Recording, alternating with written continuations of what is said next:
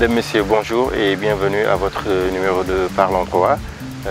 Comme d'habitude, nous avons le plaisir de nous entretenir encore une fois avec vous.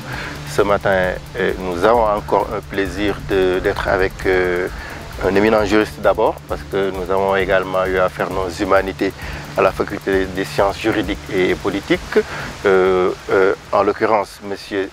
Mohamed Siradji Kane, qui est non seulement juriste de formation, mais également il est diplômé d'un DSS au niveau de l'IA de Yaoundé.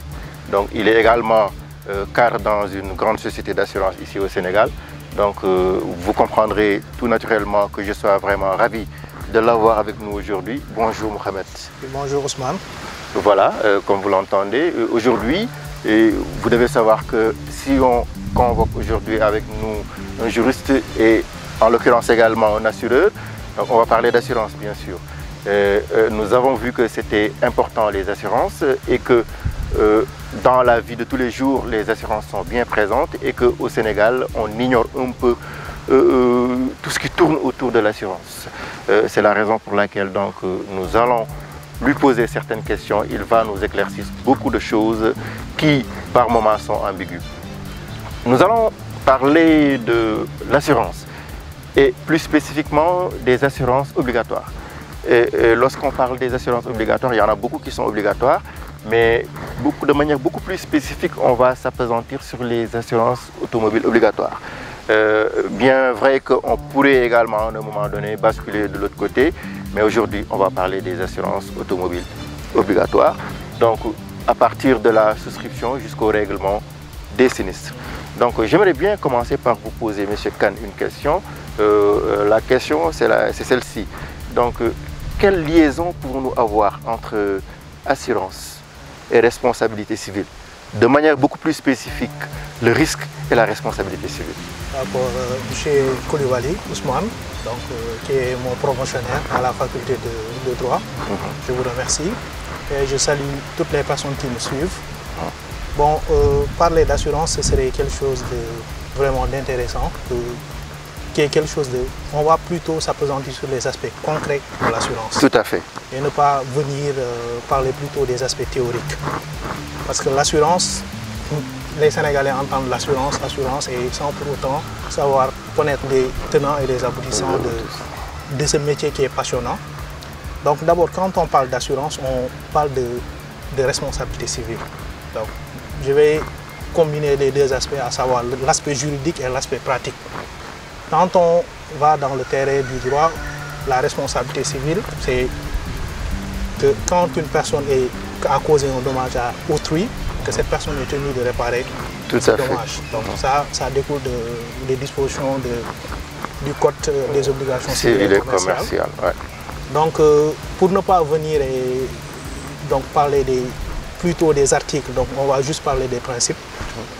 Maintenant, il y a le principe qui incombe à celui qui a causé un dommage, c'est-à-dire la réparation. Donc cette personne doit réparer. Maintenant, ici, on était responsable, on avait une obligation de réparer parce qu'on avait commis une faute. Avant, c'était le principe, c'est le fondement même de la responsabilité civile. Mais en matière d'assurance, on est obligé de réparer un préjudice. Certes, parce qu'on a causé le préjudice, mais encore parce qu'on a fait peser un risque sur les personnes. Quand on conduit un véhicule, tout le monde sait que ce véhicule-là, je vais utiliser les termes du mot Wolof qui disent automalakala. Donc, puisque automalakala, donc les gens sont obligés entre guillemets, de mettre des mesures de protection contre les personnes sur lesquelles pèse cette menace-là. Donc c'est ce qui fait que c'est le risque même qui, ici, est le principe en assurance. Donc quand il y a risque, nécessairement, il doit y avoir une assurance pour qu'en cas de sinistre, en cas de réalisation du sinistre, que la personne puisse avoir les moyens de réparer le préjudice qu'il a fait subir à autrui. C'est très clair, M. Kane. Je pense que tout le monde a compris. Voilà, en droit des obligations, comme il l'a si bien dit, est responsable celui qui, de par sa faute, cause un dommage à autrui. Donc ici, on peut le même dire de manière très anticipative. puisqu'il peut y avoir un risque par rapport à quelque chose, donc on prévient. Ce risque-là, c'est la raison pour laquelle donc, les assurances, on les a mises en place pour prévenir ce risque-là de responsabilité civile, parce qu'on doit réparer. Et donc, il faut une assurance. Je pense que c'est clair. Maintenant, j'aurais bien aimé que vous nous disiez, Monsieur Kane, quelles sont les différentes assurances obligatoires qu'on peut rencontrer? Bon, au Sénégal, comme beaucoup le pensent, il n'y a pas beaucoup d'assurances qui sont obligatoires au niveau du Sénégal. Bon, les assurances qui sont obligatoires, d'abord, il y a l'assurance, non pas, c'est l'assurance automobile qui est obligatoire. Mais dans l'assurance automobile, c'est seulement la garantie responsabilité civile qui est obligatoire, donc au niveau du Sénégal et de toute la zone ciment. Maintenant, il y a un autre type d'assurance qui est obligatoire, c'est l'assurance construction, mais jusqu'à présent, on ne retrouve pas encore dans la pratique. Ce principe n'est pas encore appliqué, quoi, de l'obligation de s'assurer pour quand on construit des bâtiments. Donc, puisqu'il reste encore les tests, les décrets d'application qui n'étaient pas encore effectifs. Moi, je pense qu'il faille faire vite par rapport à ça, parce qu'on se rend compte donc, des incidents qu'on a vu avoir ici au Sénégal, donc des maisons qui sont en construction et qui, tout d'un coup, ben, voilà quoi. Donc là, je pense qu'il faille vraiment accélérer ces décrets d'application pour qu'au moins donc, que la responsabilité civile, en tout cas que l'assurance construction puisse voir le jour et même étendre ces assurances-là à d'autres assurances parce qu'on se rend compte qu'en tout cas dans beaucoup de métiers, il y a certains risques qui sont en tout cas là présents et qu'il faut prévoir ça en mettant en place donc, des assurances obligatoires. Donc retenons alors que l'assurance obligatoire, ce n'est pas en tant que telle l'assurance automobile, mais c'est la couverture responsabilité civile qui est obligatoire. Parce que également, c'est même évident, on cause un dommage à autrui, on doit réparer. Par conséquent, responsabilité civile. Donc je pense que c'est clair. Maintenant, pouvez-vous nous parler un peu également des acteurs? Bon, les acteurs du marché, parce que souvent les Sénégalais ont tendance à faire beaucoup d'amalgame sur les acteurs réels. Donc si je ne m'abuse, il y a au Sénégal 29 compagnies d'assurance. Donc 19 qui sont en non-vie, c'est-à-dire comme ce qu'on appelle les compagnies IARD. Et 10 compagnies en vie. Donc, maintenant, l'assurance IARD, c'est l'assurance dommages et responsabilité civile. Tout à fait. Maintenant, hormis les acteurs, c'est-à-dire les compagnies d'assurance qui supportent le risque, il y a aussi d'autres intermédiaires, à savoir ce qu'on appelle les courtiers. Donc les courtiers, ce sont des personnes qui représentent les assurés. Donc eux, ils viennent, ils prennent des affaires qu'ils placent au niveau des compagnies d'assurance. Et ils ont une obligation envers les assurés. Les assurés. Donc, mais quand il y a un sinistre, eux, ils ne réparent pas. C'est la compagnie d'assurance qui va réparer. Qui va réparer. Hormis les courtiers, il y a ce qu'on appelle les agents généraux. Donc les agents généraux, ce sont des intermédiaires qui représentent la compagnie d'assurance. Donc, qui représentent ils sont nommés par la compagnie d'assurance et représentent avec le logo et ils ont une exclusivité de production pour la compagnie d'assurance. Alors que le courtier, lui, il peut placer ses affaires dans toutes les compagnies d'assurance qu'il veut. D'accord. Donc ce sont les principaux acteurs. Maintenant, il y a d'autres types d'acteurs qu'on retrouve au niveau du Sénégal. Il y a les apporteurs d'affaires, mais ils sont un peu plus informels. Mais les acteurs formels qui sont reconnus, ce sont les courtiers et les agents généraux qui sont reconnus. C'est parfait. C'est parfait. Comme on l'a dit tout à l'heure, donc certaines assurances sont obligatoires, comme nous l'avons dit, la couverture, mais d'autres couvertures également ne sont pas obligatoires, mais essentielles. Si on prend par exemple l'exemple de l'assurance automobile, pouvez-vous nous dire en tout cas certaines couvertures qui sont obligatoires et qui sont parfois délaissées par les assurés, et pourtant qui ne sont pas obligatoires mais essentielles? Bon, pour parler de l'assurance automobile, je sais que c'est une assurance qui va intéresser beaucoup de Sénégalais. Tout à fait. Parce que la tendance maintenant est que chacun ait son véhicule et que toute personne qui a un véhicule terrestre à moteur donc, est obligée de l'assurer. Donc ça découle des dispositions de l'article 200 et suivant du Code ciment. Du Code ciment, oui. Donc toute personne qui a un véhicule terrestre à moteur ainsi que les remorques et semi-remorques est obligée d'assurer ce véhicule-là. Donc pour être simple, toute personne qui a une voiture, donc pour ne pas utiliser les termes assurantiels, qui a une voiture et qui met en circulation cette voiture est obligée de l'assurer. Donc en principe c'est ça. Maintenant, quand on parle de l'obligation d'assurance aussi, on va plutôt parler du principe de responsabilité civile qui va toujours revenir, puisque ce qui est obligatoire, c'est de prendre la garantie responsabilité civile.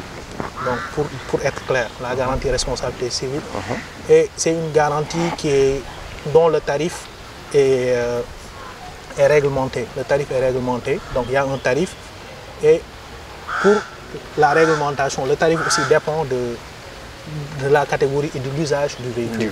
Donc, il y a d'abord la catégorie 1, par exemple pour les véhicules particuliers. Donc catégorie 2, ça c'est pour les véhicules qui appartiennent. Bon, ce sont les véhicules qu'on utilise pour transporter ses propres biens. C'est-à-dire que il y a la catégorie 3, donc c'est l'usage transport public de marchandises.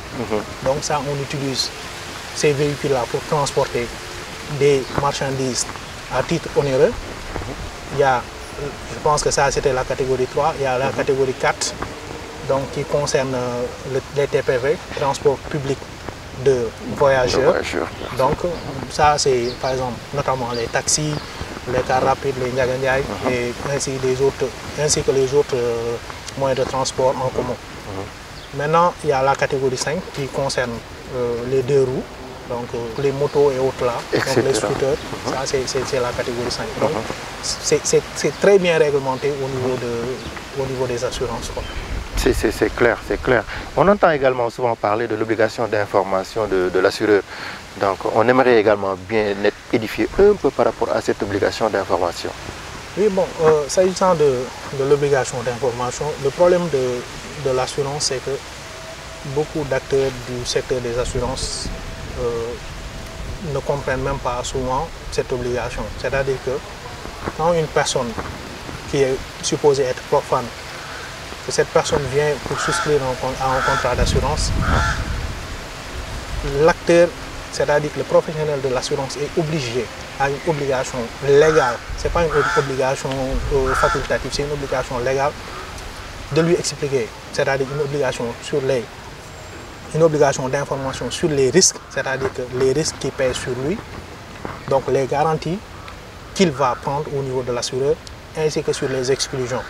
Donc ce sont les obligations. Maintenant, pour aller un peu dans la théorie, il y a ce qu'on appelle l'obligation de mise en garde. Donc ça c'est une obligation un peu théorique. L'obligation de mise en garde, c'est quand une personne vient prendre une obligation qui n'est pas dans son intérêt, de le mettre en garde sur les risques qu'il pèse sur lui en prenant ce type d'assurance qui n'est pas adapté à son... qui n'est pas adapté à... disons, pour ne pas me répéter, qui n'est pas adapté à son risque. À son risque ou bien son activité, etc. Exactement. Donc, ça, c'est... Donc, quand une personne vient, un profane, vient souscrire un contrat d'assurance d'abord, il faut avoir la maîtrise des garanties, avoir la maîtrise de son risque pour pouvoir lui proposer une assurance qui est adaptée à ce qu'il veut. Donc, et qui est adaptée à ses besoins. Donc, par exemple, si vous êtes là, vous avez un véhicule particulier, vous venez vous me demander une assurance, moi je ne peux pas vous proposer une assurance pour les TPV ou pour les motos. Donc ce que je veux faire, c'est vous proposer une assurance qui est pour votre véhicule. C'est-à-dire que vous utilisez le véhicule pour vous déplacer, pour votre trajet personnel ainsi que pour votre travail. Donc je vous propose la garantie qui est pour les véhicules particuliers. Maintenant, quand vous venez, vous faites ce qu'on appelle un clando. Maintenant, ça, je peux pas, si je suis un professionnel d'assurance, je ne peux pas venir vous proposer une assurance pour les particuliers. Ce que je dois faire, c'est vous proposer une assurance parce que vous transportez des personnes à titre onéreux. Donc, je vous propose une assurance pour les TPV. Donc, maintenant, ce qui fait le distinguo entre les deux, par exemple, si c'est pour les particuliers, l'attestation qu'on vous remet, c'est une attestation jaune. Maintenant, si c'est pour les TPV, les Ndiaga Ndiaye et les cars rapides, ça c'est une assurance pour... bon, on vous remet une attestation verte. Donc, et cette attestation, souvent, elle est délivrée. Bon, ce sont les compagnies d'assurance qui le délivrent, mais leur assurance est plutôt gérée par le pool TPV. C'est très clair. Ça, c'est vraiment bon à savoir. Et également, on entend souvent parler de la prime. Bien sûr, si vous vous assurez, vous êtes obligé de verser une prime d'assurance. Maintenant, comment vous faites pour déterminer cette prime-là, en fonction maintenant de ce que vous venez de dire, type de véhicule, etc. Comment vous faites pour la détermination? L'assurance est un peu particulier. Donc, c'est un secteur vraiment particulier parce que dans les entreprises classiques, par exemple, vous mettez différents... Bon, il y a les matières premières, plus la main-d'œuvre, bon, plus les différents éléments qui entrent dans la détermination de la prime, plus la marge bénéficiaire, qui vont nous permettre de fixer un prix pour un bien. Mais en matière d'assurance, il y a ce qu'on appelle le principe de l'inversion du cycle de production. L'inversion du cycle de production, c'est que l'assureur détermine un prix d'achat avant de connaître, quand il y a un service, avant de connaître le prix de revient de son produit. Donc maintenant, pour ce qui est de l'assurance automobile, la garantie responsabilité civile, le tarif est déjà déterminé. Donc il y a un tarif qui est là depuis des années. Donc c'est un tarif, c'est ce qu'on appelle les tarifs en lecture directe. Maintenant, pour les véhicules particuliers, pour pouvoir déterminer le prix de l'assurance, responsabilité civile, je parle plutôt de la garantie responsabilité civile. Oui.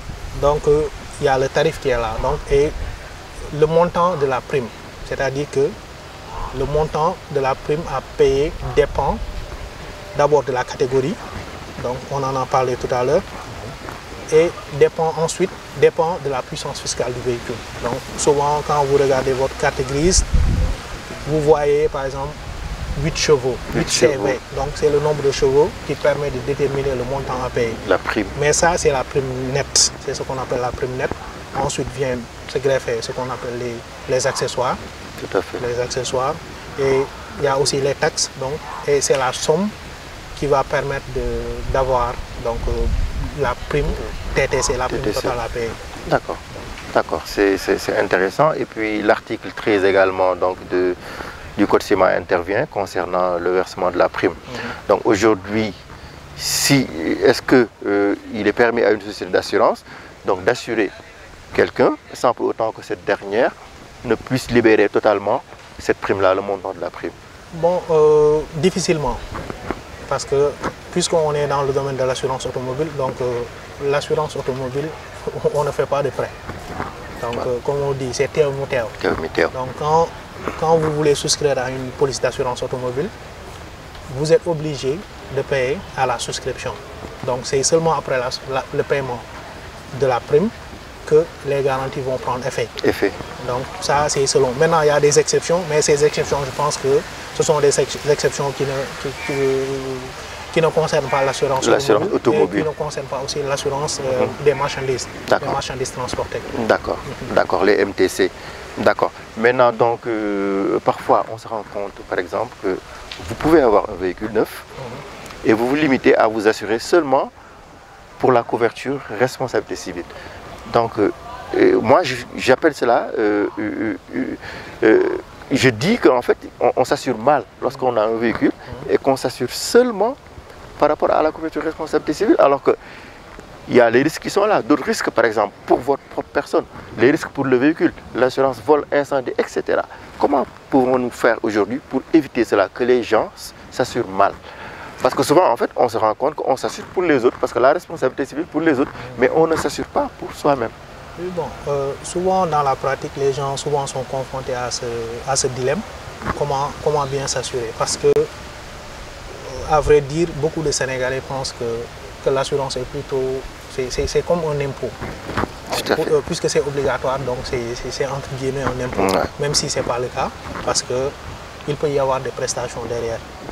Maintenant, hormis la garantie RC, responsabilité civile qui est obligatoire, quand vous avez un véhicule et que vous avez acheté à coût de plusieurs millions, donc je pense que tous les jours on constate qu'il y a des accidents et que souvent les véhicules aussi prennent souvent feu, et que quand vous avez un véhicule qui est consumé par le feu et que vous perdez plusieurs millions, donc vous avez peut-être amassé après plusieurs années de dur labeur. Donc je pense que c'est un peu compliqué.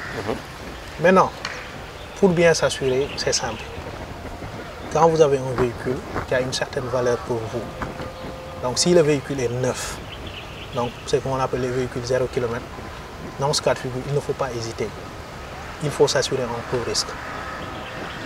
Dans le jargon des assurances, on va parler plutôt de tierce complète. Tierce complète. Maintenant, la tierce complète, en sus de la garantie responsabilité civile, il y a les autres types de garanties, c'est-à-dire la garantie vol. Ça, c'est pas la garantie tierce complète, donc juste pour préciser, mais il y a d'abord la garantie vol. Quand on vole votre véhicule, donc l'assureur va vous rembourser la valeur venant du véhicule. Quand votre véhicule est consumé, l'assureur va vous rembourser aussi la valeur de ce véhicule, donc la valeur venant de ce véhicule. Donc on déduit uniquement l'épave, donc la valeur de l'épave. Maintenant, on en vient à la garantie tierce complète ou la garantie tout risque. Maintenant, la garantie tout risque, elle permet à l'assureur d'intervenir dans toutes les situations quasiment. Quand votre véhicule, vous par exemple, vous conduisez votre véhicule et que votre véhicule fasse des tonneaux, bon, ça, l'assureur intervient. Quand vous conduisez votre véhicule et que votre véhicule est un autre véhicule, donc avant, même si vous êtes responsable, ça, l'assureur intervient aussi. Donc pour vous indemniser. Ça, ce sont les garanties les plus communes. Maintenant, il y a d'autres types de garanties. Il y a la garantie bris de glace, qui est une garantie vraiment très simple. Très simple, oui. Donc la garantie bris de glace, elle permet à l'assureur de réparer les dommages qu'ont subi le pare-brise avant, arrière, ainsi que les vitres latérales. Donc, bon, ici pour préciser, les feux de signalisation ne sont pas concernés. Concernés par les brises de glace. Exactement, okay. La garantie bris de glace. Maintenant, il y a la garantie avant sur recours. Donc, cette garantie-là, ou substitution de débiteur. La garantie avant sur recours, c'est une garantie, disons, qui permet à l'assureur, à votre assureur, d'intervenir lorsque vous n'êtes pas responsable. C'est-à-dire que quand notre véhicule vous heurte et que sa compagnie accepte les conditions du règlement, votre assureur va avancer les fonds, donc va vous payer en attendant de faire recours, donc pour recouvrer les indemnités payées.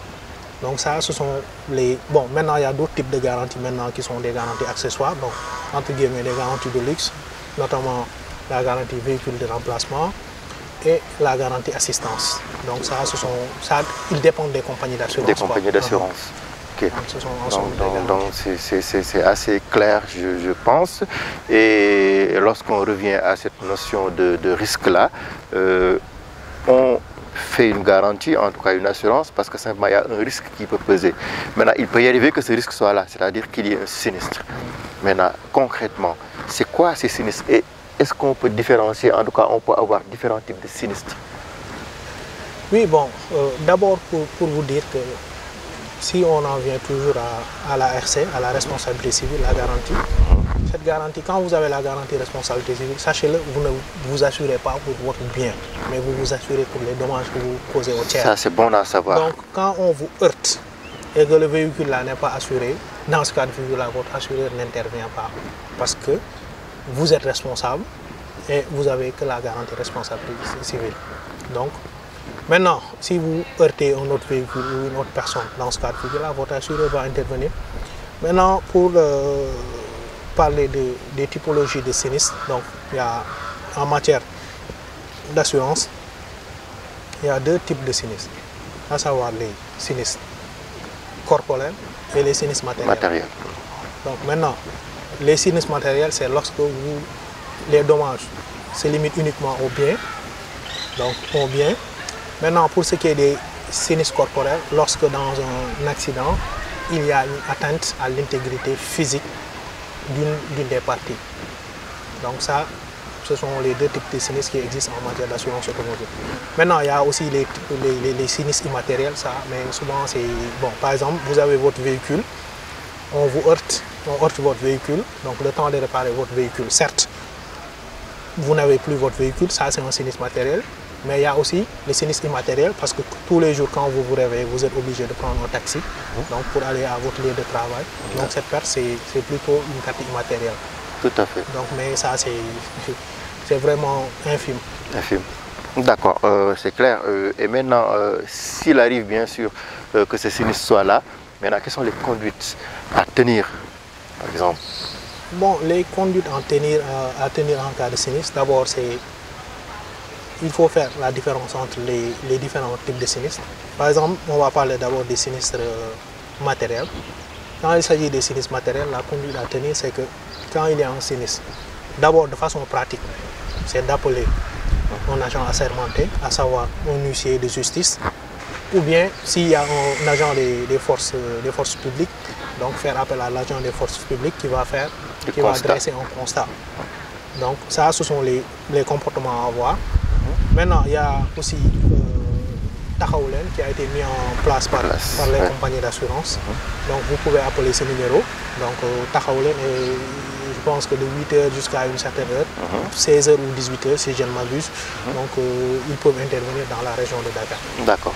Maintenant, pour ce qui est des sinistres corporels, s'il y a sinistre corporel dans ce cas de figure-là, les seules personnes qui peuvent intervenir ce sont les agents des forces publiques. Donc, c'est soit la police ou la gendarmerie qui doivent nécessairement faire le constat. Maintenant, de façon pratique, pour un peu faciliter,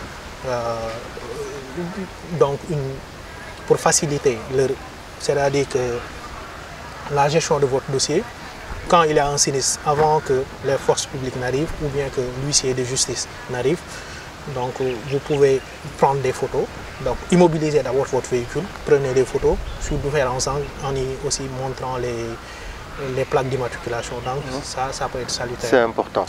Ok, maintenant pour la déclaration de sinistre, normalement il y a un délai. Quel est le délai aujourd'hui pour faire cette déclaration? Et si éventuellement cette déclaration de sinistre n'est pas faite, est-ce qu'on risque la déchéance également par rapport au règlement du sinistre? Bon, la déclaration de sinistre, selon le code ciment, le délai ne peut être inférieur, par exemple, à 5 jours. 5 jours. Ne peut être inférieur, mais souvent c'est très rare qu'on évoque, les compagnies d'assurance invoquent la déchéance. La déchéance. Donc maintenant, mais le délai est limité à 48 heures pour la mortalité de bétail ou le vol. Donc maintenant, ça dépend. Le type de déclaration dépend souvent du type de sinistre. Par exemple, quand vous avez un sinistre vol, par exemple, vous êtes obligé d'aller prendre certaines mesures conservatoires, à savoir porter plainte.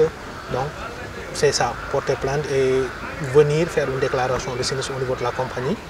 Maintenant, pour les autres types de sinistres aussi, par exemple, les sinistres matériels aussi, vous vous rendez auprès du siège de votre compagnie d'assurance ou bien chez votre courtier, donc, et vous faites une déclaration de sinistre. Donc, les déclarations de sinistre, c'est une fiche qu'on va il y a une fiche de déclaration de sinistre qu'on va vous remettre, donc, dans lequel vous devez notamment décrire les circonstances de l'accident.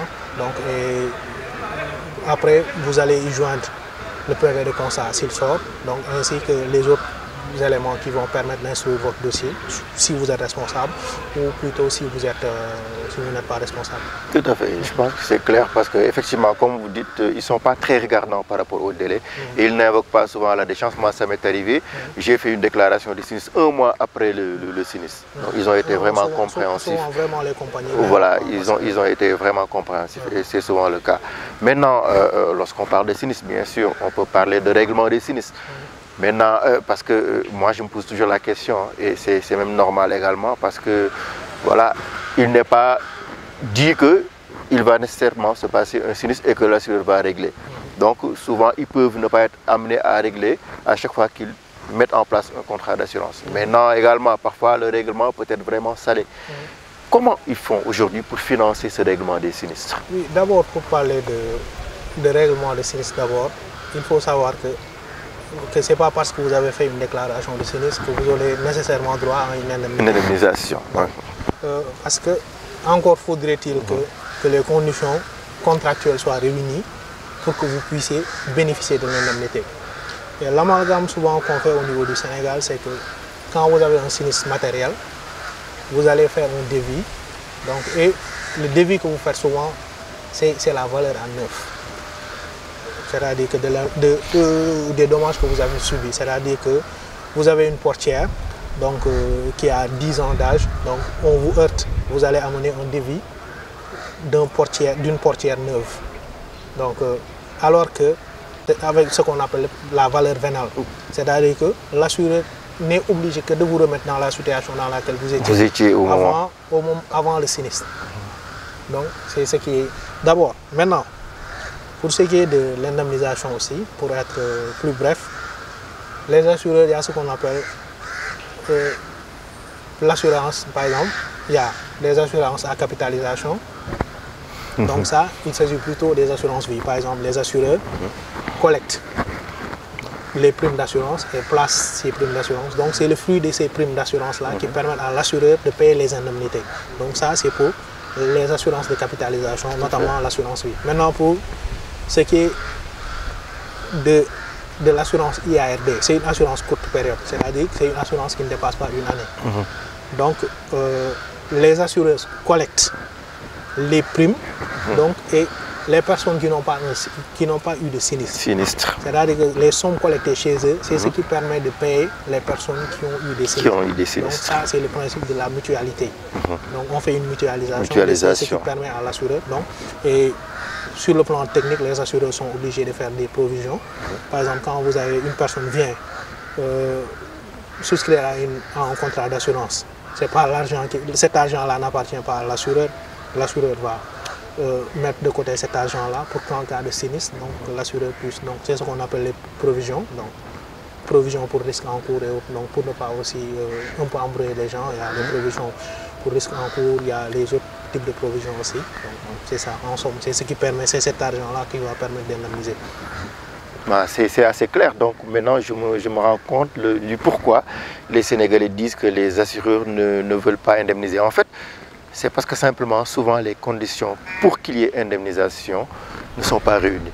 Donc là, c'est très clair. Hein. Bon, je peux te dire, souvent aussi, comme on dit, c'est dans tous les métiers. Donc il y en a qui font très bien leur travail. Donc il y a d'autres aussi qui le font moins bien. Mais pour ne pas entrer dans cette situation, souvent beaucoup de Sénégalais ne sont pas bien informés. Même on voit des personnes par exemple qui sont très bien instruites, donc même des juristes qui vraiment ne maîtrisent pas beaucoup l'assurance. Donc l'assurance est un métier complexe et donc dans lequel c'est seules les personnes qui sont initiées vraiment pour vraiment entrer dans les détails des garanties. D'où l'importance de ce que tu disais tout à l'heure, l'information. Donc elle est capitale et je pense qu'on doit commencer à aller vers, les gens pour davantage informer par rapport à l'assurance. Et éventuellement, pourquoi ne pas créer aujourd'hui d'autres assurances? On s'est rendu compte que, par exemple, souvent, par rapport aux risques politiques, les assurances ne les prennent pas en compte. Maintenant, pourquoi, en tout cas dans certaines circonstances, pourquoi ne pas créer aujourd'hui une assurance qui va prendre en compte des risques politiques, c'est-à-dire aujourd'hui il y a des émeutes, donc on casse votre véhicule, mais que vous puissiez être en mesure d'être indemnisé. Je pense que c'est des réflexions à faire également. Bon, toujours, mais dans les autres types d'assurance, par exemple, dans ce qu'on appelle les risques d'entreprise, les risques très importants, ça, il y a toujours les garanties pour les risques politiques. Les risques politiques. Donc, mais pour ce qui est de l'automobile, je pense que les panoplies d'assurance qui sont déjà là sont vraiment assez satisfaisant. Donc, encore faudrait-il que les gens comprennent le type de garantie qu'ils ont, afin de pouvoir mieux s'assurer. Donc, comme on dit, au moins, si nous en tout cas, c'était vraiment clair et net. Donc, l'assurance est là, surtout l'assurance automobile. Donc, on doit s'assurer, mais également, on doit bien s'assurer. Donc, pour avoir de bonnes couvertures, comme il l'a dit tout à l'heure, vous ne pouvez pas avoir un véhicule neuf, allez vous assurer seulement pour la responsabilité civile. La responsabilité civile, c'est simplement lorsque vous causez un dommage à autrui. Maintenant, vous, si le véhicule est volé, vous n'êtes pas assuré. Ça veut dire que vous allez perdre le véhicule, s'il y a un incendie, s'il y a des bris de glace, etc., etc. Donc vraiment se rapprocher des compagnies d'assurance, demander les bonnes informations et oser également sortir l'argent pour se faire assurer. Parce que également c'est important. C'est important par rapport à la prime. La couverture, les différentes couvertures déterminent la prime. C'est très important. Bon, il y a ça aussi, mais il y a aussi le fait qu'il y a beaucoup d'acteurs du marché qui ne sont pas reconnus. Donc, dans le marché des assurances. Donc, souvent, quand on s'assure, il faut s'assurer au bon endroit. Donc, il faut aller, par exemple, si vous pouvez vous rapprocher plutôt des agents généraux. Des agents généraux surtout. Puisque les agents généraux sont reconnus par les compagnies d'assurance. Et ne pas vous assurer dans la rue. Parce qu'une assurance, Dagal assurance, c'est le terme souvent qu'on utilise. Oui, c'est le terme consacré. Une assurance, donc c'est pas quelque chose où avant de venir, vous connaissez déjà le tarif. Non, non. Vous venez, le tarif dépend d'abord de votre risque. C'est-à-dire que, comme je le disais tantôt, d'abord dépend de la puissance fiscale de votre véhicule et de la valeur de votre véhicule si vous prenez les garanties complémentaires. Donc c'est ça. Merci beaucoup en tout cas, M. Sirajji Kane, encore une fois, juriste de formation, mais titulaire d'un DSS au niveau de l'IA de Yaoundé. C'est important de le préciser. Hein. Donc encore une fois, merci beaucoup. Il est également cadre au niveau d'une grande compagnie d'assurance au Sénégal. Je ne vais pas citer le nom pour ne pas faire de publicité. Voilà, et c'est à titre personnel qu'il est venu. Il n'est pas venu pour le compte de la compagnie d'assurance, c'est bon à savoir, mais il est également venu juste pour partager ce qu'il sait avec nous parce qu'on s'est rendu compte que l'information ne circulait pas au niveau des assurances et c'est la raison pour laquelle il était là. Donc tout ce qui a été dit a été vraiment clair et net. C'était vraiment, parlons pas, très pratique par rapport à l'assurance. On a fait autant que faire se peut pour éviter les articles et autres. Vraiment, M. Kane, encore une fois, merci beaucoup, ça a été vraiment clair. Merci beaucoup aux techniciens, encore une fois, merci beaucoup aux chers téléspectateurs qui nous regardent. Aujourd'hui, nous étions en train de parler des assurances et nous vous donnons rendez-vous pour la semaine prochaine dans un autre numéro de Parlons Droit. Merci, au revoir. Merci.